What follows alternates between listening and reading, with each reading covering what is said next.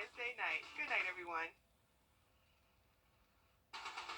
From the station that's on your side, this is News 12, NBC 26 at 11. New details tonight in the case of a woman who claims she was kidnapped off the interstate. We'll let you hear the police chief's words in an update in the case. But first, a sigh of relief for a lot of parents in Aiken County. Highland Springs Middle School just got the green light this morning to open the doors to students tomorrow in North Augusta. They passed their final building inspection this morning. As Alyssa Lyons reports, parents and students are just thankful they'll be in class instead of online. It's a gift in a way. Some parents didn't think this would even be possible Monday afternoon. It makes it hard to get her pumped to start because if she's going to be in her pajamas at home, then she's not going to be super excited. It is stressful. I'm an educator as well for private school. So, I mean, I can understand, the not knowing and the what ifs. And it's just, you have to take it one day at a time and just go with the flow is what you have to do. All right, Nadia, smile. That's my school. This snapshot might live on her mom's Facebook wall. For Nadia, it'll be her first memory of 7th grade at Highland Springs. I'm a little bit nervous because it's like a new school and stuff, but I think everything's going to be all right. Hopefully it is better than the past schools I have been to. But I'm really excited overall to see what this school has and bring to the table. Having not met their teachers or seen their classrooms, that's the last thing on their minds. I want it to be virtual.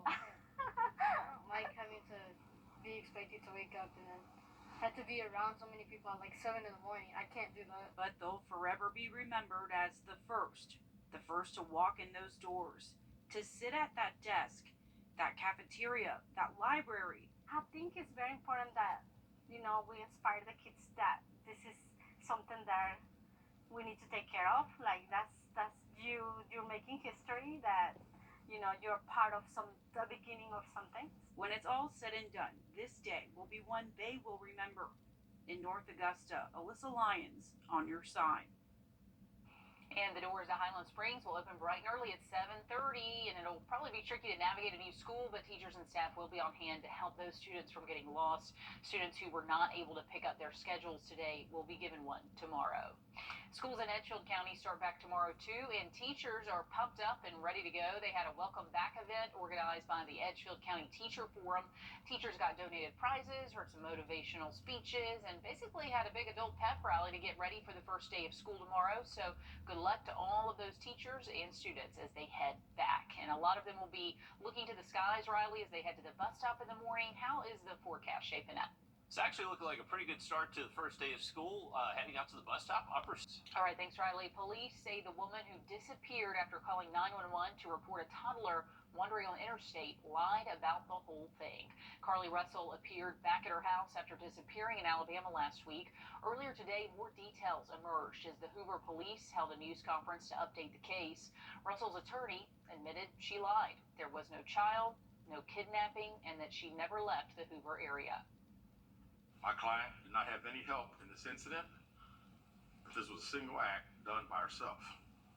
My client was not with anyone or any hotel with anyone from the time she was missing. My client apologizes for her actions to this community. Police say she could still face charges, and they're still trying to figure out the motive behind the lie. New details in the case of a missing 16-year-old believed to have run away from home, taking her son with her. Her grandmother called police when she left without permission with her 20-month-old and did not return. She does not have custody of him, so it is considered a kidnapping, and they were last seen July 13th. Earlier today, Columbia County officials pulled over an 8-year-old driving an SUV. Deputies stopped her after getting calls about it at the intersection of Fury's Ferry Road and Locks Road in Martinez. They have not figured out why she took her mom's car. She couldn't tell them exactly why, just that she was out driving. Fortunately, no one was injured, but this comes just days after a 12-year-old driver caused a 4-car accident in a reportedly stolen car that sent one person to the hospital. A former Northwestern quarterback announced today he is filing charges against the school. Lloyd Yates played for the school from 2015 to 2017. He's accusing them of violating his well-being and Illinois' Gender Violence Act. Northwestern has faced hazing allegations. They've already fired their head football and baseball coaches. Yates spoke about what he wanted out of this lawsuit. Many of us have blamed ourselves for things that were beyond our control. Lastly, I want protection for future players. Northwestern failed to protect us. He was not the only one to file a lawsuit today. As a member of the school's volleyball team sued the team, she became the first female athlete to sue the university over allegations of retaliation from 2021. 8 people hurt, with 6 suffering serious injuries after a boat hit and crashed into a house in Missouri Saturday night. As Liam Garrity reports, the driver has been arrested.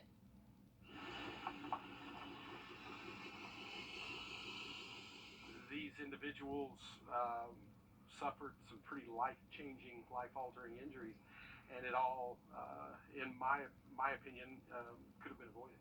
A wild turn of events as a boat carrying 8 people ran into a house. According to the Missouri State Highway Patrol crash report, it happened around midnight Saturday night.